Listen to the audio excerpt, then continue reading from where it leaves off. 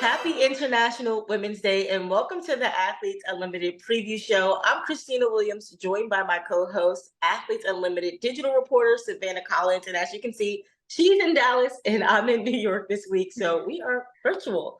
And let's dive right into it. Savanna, week 2 of AU basketball was nothing short of amazing with heightened competition, great games all around. What was your biggest takeaway from week 2? My biggest takeaway is really what you mentioned playing out, the heightened competition. There was really no team that swept through the weekend. All of them took at least one loss. And then most of the games are separated by less than 5 points. They always were coming right down to the wire, which I think also shows how these athletes have embraced and totally understand the scoring system. The games came down to the wire almost every single game for those quarters and even for game wins, especially in the final game of the series. So if you remember last season, we ended the season going into triple overtime. It was so late and so long, and that prompted the league to make a rule change. So now Athletes Unlimited has Elam ending. So after that first overtime, the first team to 7 points, no time on the clock, is going to be the winner. And we saw that play out in Team Sims versus Team Harrison.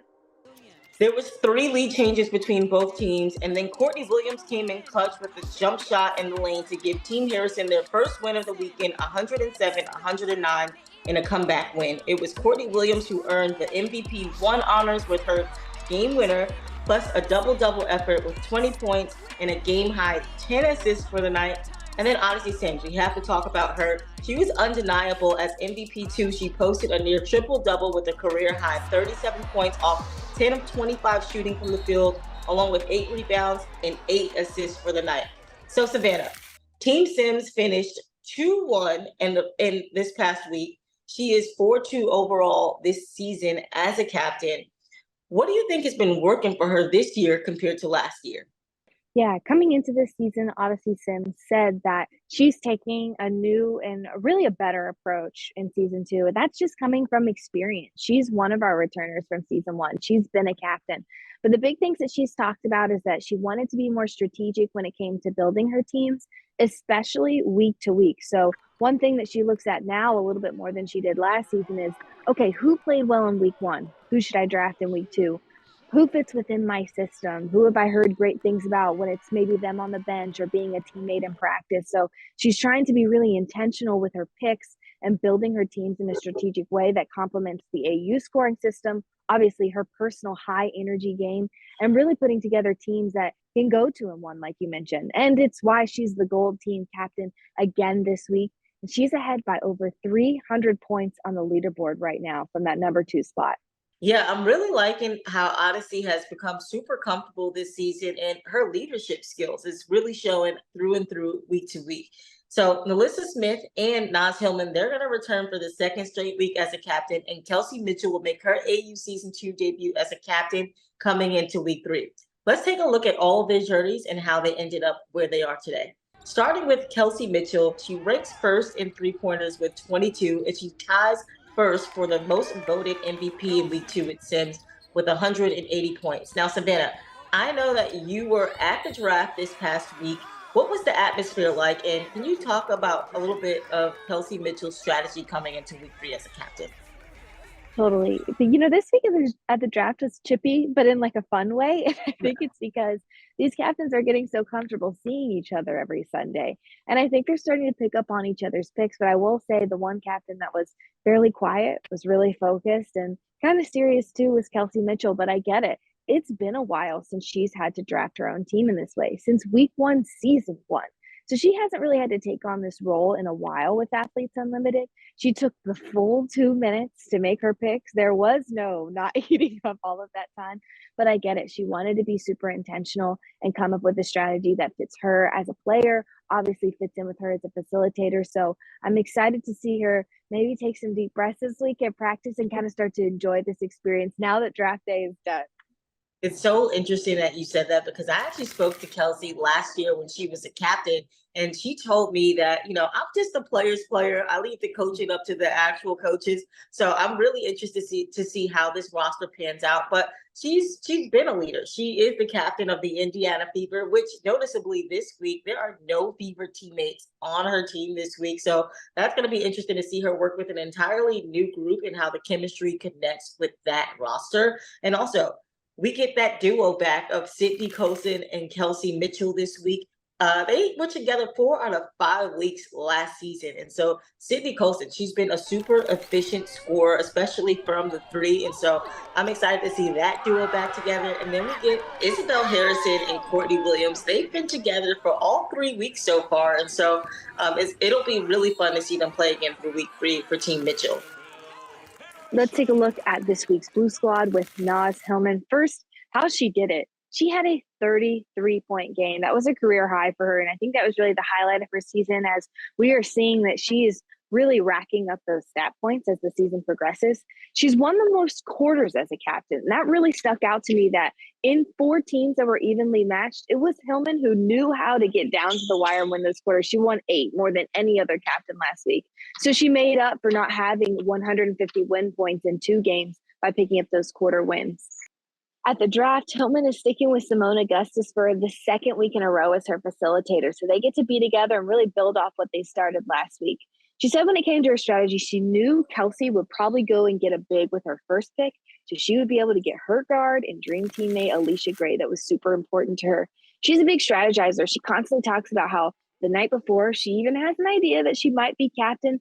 She starts to get together her game plan. And you can see that. She makes her picks so quick. She very rarely has to use the 2 minutes allotted to plan. And the biggest difference she wanted in her week 3 team versus her week 2 was she wanted added depth in the bench and different positions. Obviously, we're going into week 3 of AU, and players are going to really have to manage their bodies when it comes to being ready for games 3 and 4 days.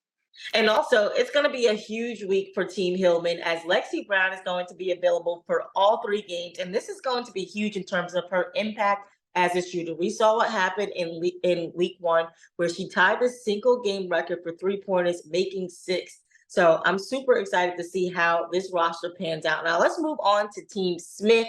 Melissa Smith currently leads the league in rebounds with 72. She opened the season with 5 straight double-doubles through 6 games, and her team finished with a 2-1 record going into week 3. So, Sav, what was the draft atmosphere like for Melissa? And talk a little bit about her strategy coming into week 3. Yeah, as a captain for the first time in week 2, she said she really only had one regret, and is that she didn't go get Lexi Holt earlier.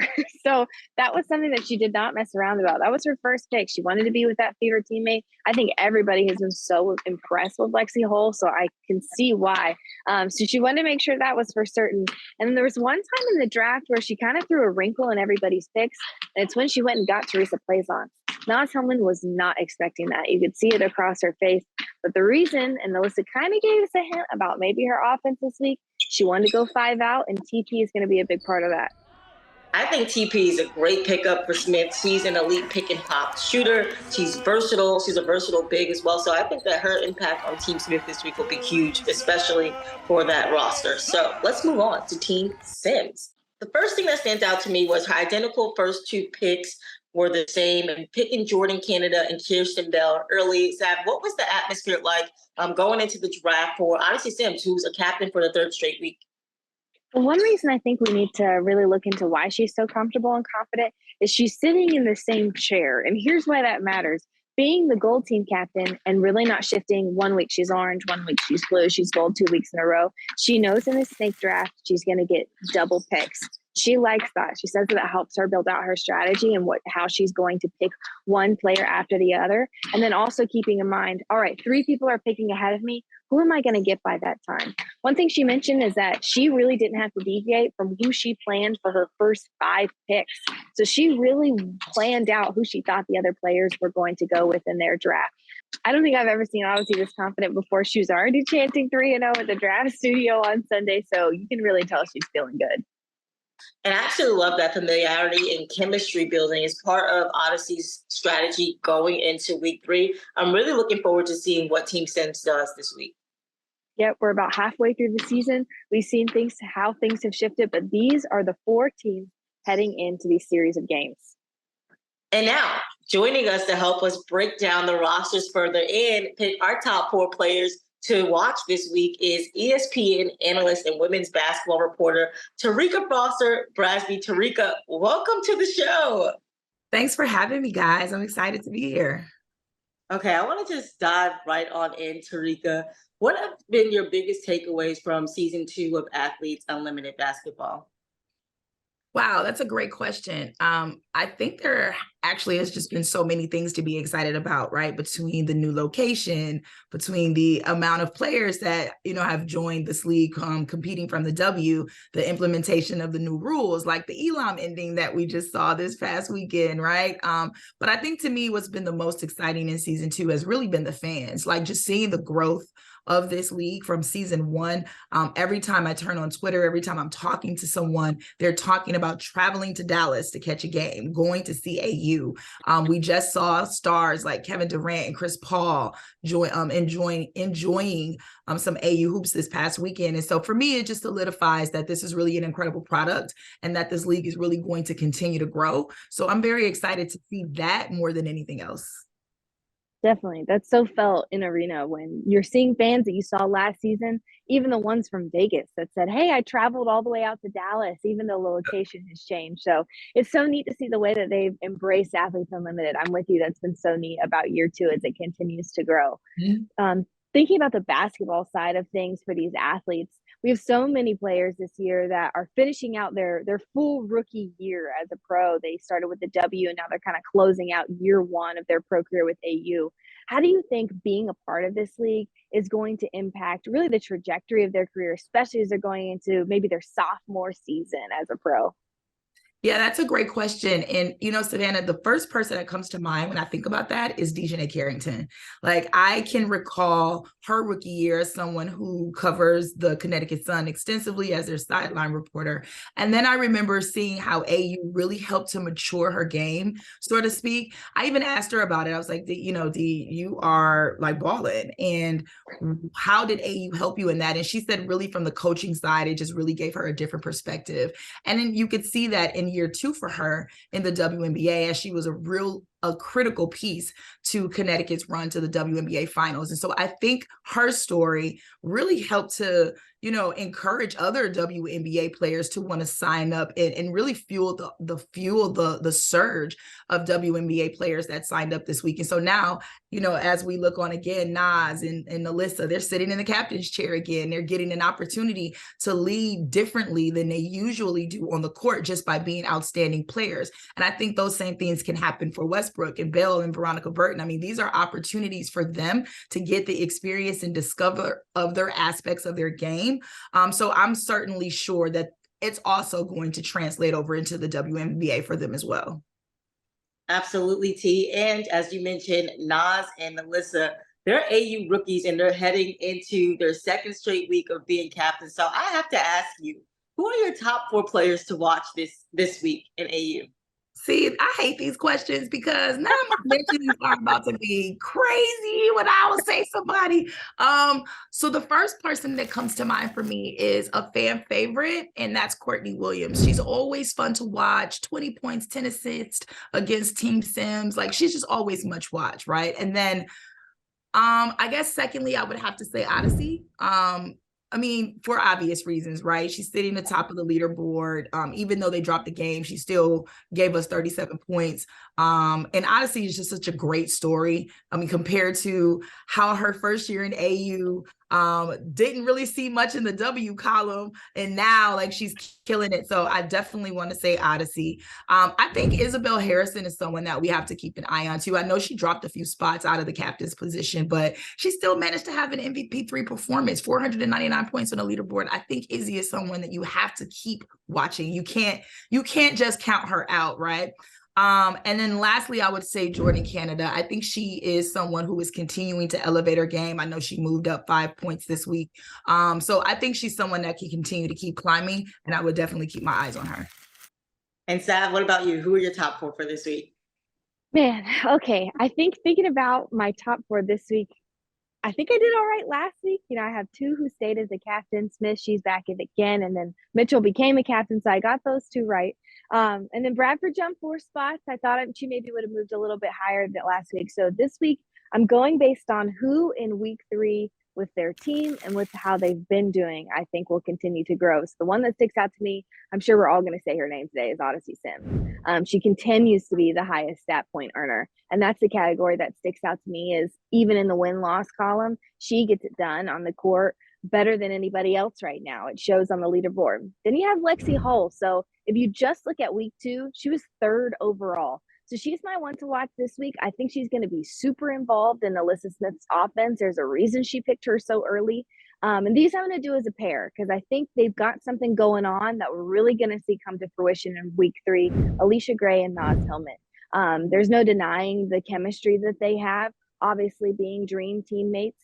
Alicia Gray, when it came to stat and win points this week, I think that's going to raise. And then Naz has got it going on. I think she has this thing down. I don't know how she did it this quickly, but she understands the system and what it takes to win, the strategy, the planning going into a draft day. So those are my 4 this week. What about you? I really like both of your picks. I'm not gonna lie. So I'm gonna say Odyssey Sims, going with the rest of you. She's been so consistent through the first 6 games as a captain. She's 4-2. She leads the league in points with 160 points right now, and also leads the league in assists with 58. So I'm gonna have to say Odyssey. I love the consistency through the first 6 games, and of course Naz Hillman, the AU rookie. You got to go with her. She got the first win for Team Purple this season, and so for that, I think her leadership has been great as an AU rookie. She's been captain for 2 consecutive weeks. She's number 3 on the leaderboard with 2,675 points. And then I'm gonna go with Jordan Canada.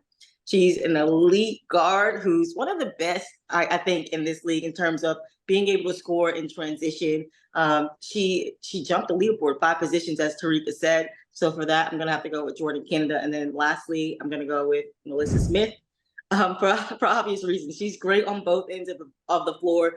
I think she's finally settling in week 3, just really playing her game. She went from 3rd to 2nd on the leaderboard, right? And week 2 as well. So I'm gonna go with those 4. I'm gonna lock those in. If you're playing AU Fantasy, let us know how you did last week, who you locked in for week 3. Obviously, we're going to have the overall winner at the end of 5 weeks, but also week-to-week winners where you can earn prizes. So I'm hoping my week 3 picks do a little bit better than last week when it comes to making those predictions. And fans, as Savanna mentioned, you can make your picks on auprosports.com. I just want to thank you, T, for joining us and sharing your top 4 picks for the week. Thank you so much for having me, guys. I look forward to coming back later in the year. We can't wait to see you in person. Yes, I will be there 3/22. So I'll see you guys later this month. Let's go. I can't wait. As we say, every moment counts. And there were some on court, some off, some on the sidelines that were super special and funny this week too. So Christina and I have put together our top 5 moments of week 2. Let's take a look. Kicking it off with Kelsey Mitchell's ankle breaker and step back 3 in game 8. She gave her team the lead in their comeback win against Team Harrison, finishing with 20 points. This weekend, we had some stars on the sidelines. Kevin Durant and his Phoenix Suns teammate TJ Warren and Chris Paul came out to the game. It was super special because Kevin Durant's an advisory board member and an investor for Athletes Unlimited. The next day, he went out, was the game's top scorer for the Suns with 37 points. Coincidence? I think not. Maybe it's because he got a little AU razzle-dazzle on him while he was here.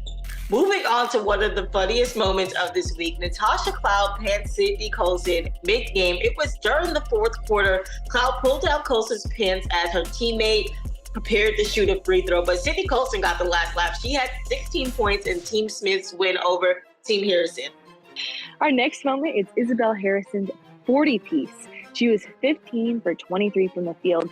This was an Athletes Unlimited career high for Harrison. She sank 10 of 11 free throws in 34 minutes and had 12 rebounds. Izzy was lights out that night. And finally, the last moment that we're going to look at this week is Jordan Canada. She drained a half-court heave to win the quarter for Team Sims in Game 10. Team Sims won that game 93-87. Canada had 25 points, 8 rebounds, and 5 assists. She'd been getting her practice in too. She had just drained the half-court shot at practice the day before, but she was getting her reps from that rain. Those were some incredible moments, and now we're just a few minutes away from game time where some new memories will happen this week. Team Hillman and Team Smith kick off Week 3 for Athletes Unlimited Basketball on WNBA League Pass. I'm Savanna Collins, joined by my co-host Khristina Williams. We're signing off for this week's preview show. Thank you for tuning in. We're going to toss it over to Cheryl and Cindy for coverage of the game. We'll see you next week.